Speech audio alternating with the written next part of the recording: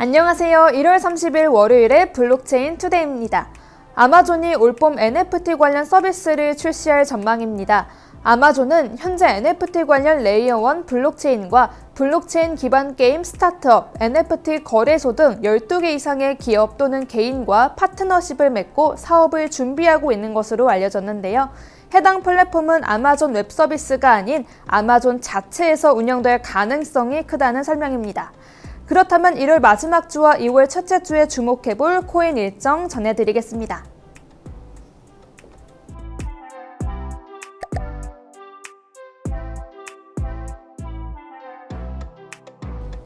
먼저 30일 월요일 일정입니다. 미국 시카고 상품거래소 그룹이 3종 메타버스 기존 금리 및 실시간 지수를 출시한다고 발표했습니다. 이에 따라 30일부터 엑시 인피니티, 칠리즈, 디센트럴랜드에 대한 환율 및 실시간 지수가 출시되는데요. 해당 지수는 암호화폐 지수 제공업체이자 CME의 관련 지수 서비스를 제공하고 있는 CF 벤치마크와 협력하여 개발한 것으로 암호화폐 거래 투명성 제고를 목표로 한다는 설명입니다. 멀티체인 미들웨어 플랫폼 바이프로스트는 메인넷을 런칭합니다. 앞서 바이프로스트는 2번의 인센티브 테스트넷을 출시하기도 했죠. 이번 메인넷은 교차 체인 작업에 활용할 수 있는 자산의 범위가 더 넓어지는 것이 특징으로 유동성 및 시장 문제를 해결하는 것을 목표로 합니다. 최근 블록체인 기술 전문기업 코인플러그는 바이프로스트 네트워크 밸리데이터로 공식 합류하기도 했는데요. 바이프로스트의 생태계 확장 기대해 보겠습니다.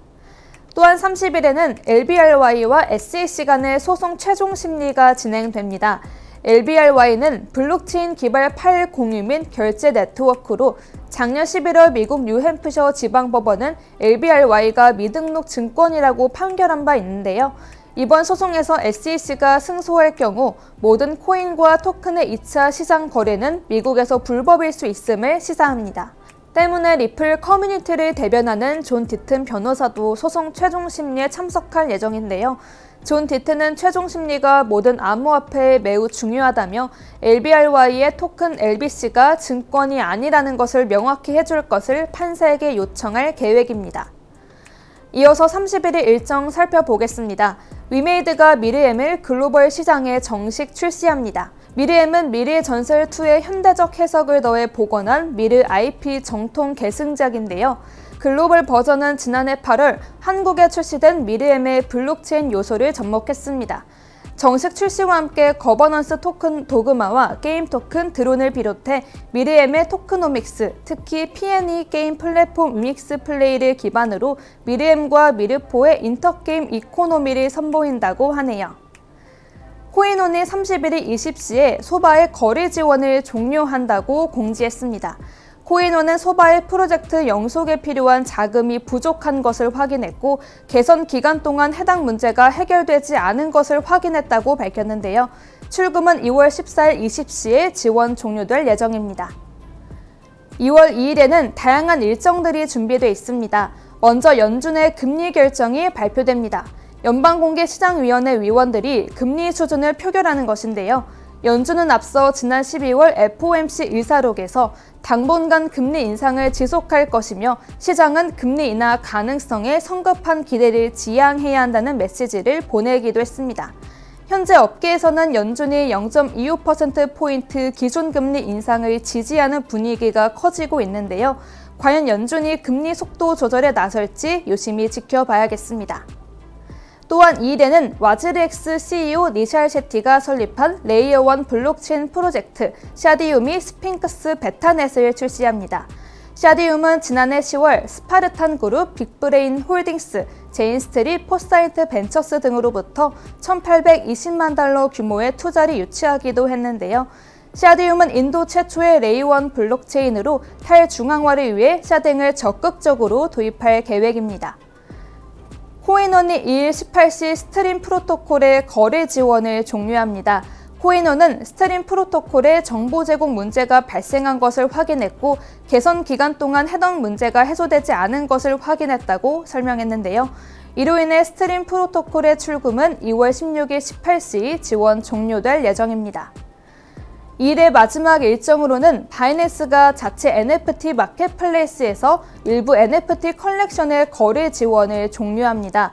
거래 지원이 종료되는 NFT 컬렉션은 지난해 10월 1일 이전 발행돼 바이낸스 NFT 마켓플레이스에 상장된 후 11월 1일부터 1월 31일까지 월 평균 거래량이 $1,000 미만인 NFT인데요.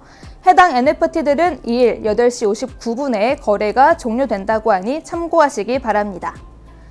다음으로 3일 금요일입니다. 3일은 SEC가 GBTC를 현물 비트코인 ETF로 전환 거부 소송과 관련해 최종 서면을 제출하는 날입니다.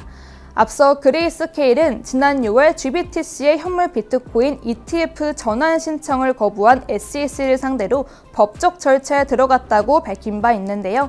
그레이스케일은 지난해 10월 법원에 법률 의견서를 제출했으며 이번 소송은 약 1-2년 정도 소요될 것으로 예상되고 있습니다. 또한 3일은 1.56억 규모의 DYDX 언락이 예정되어 있는데요. 다만 해당 언락은 12월로 연기된 것으로 알려졌습니다.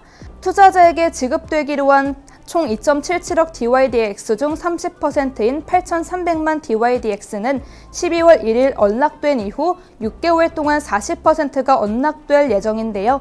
더불어 이듬 해에는 20%, 그 다음 해에는 10%가 언락된다는 설명입니다. 마지막으로 5일 일정 살펴보겠습니다. 5일은 암호화폐 기반 결제 서비스 페이코인 운영사 페이프로토콜의 운명의 날입니다. 앞서 지난 6일 금융정보분석원은 페이프로토콜의 신고 심사를 진행해 불수리 결정을 내렸는데요. 암호화폐 매매업에 필요한 은행 실명 계좌를 지난해까지 확보하는 데 실패했다는 이유에서입니다.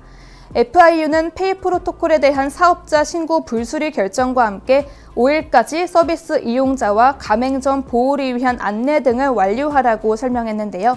다만 디지털 자산거래소 공동협의체 닥사는 페이코인이 5일까지 은행 실명계좌 계약에 실패하더라도 상장 폐지 등 이후 조치에 대해서는 소명 과정 등을 통해 분리해서 검토하겠다고 전했습니다.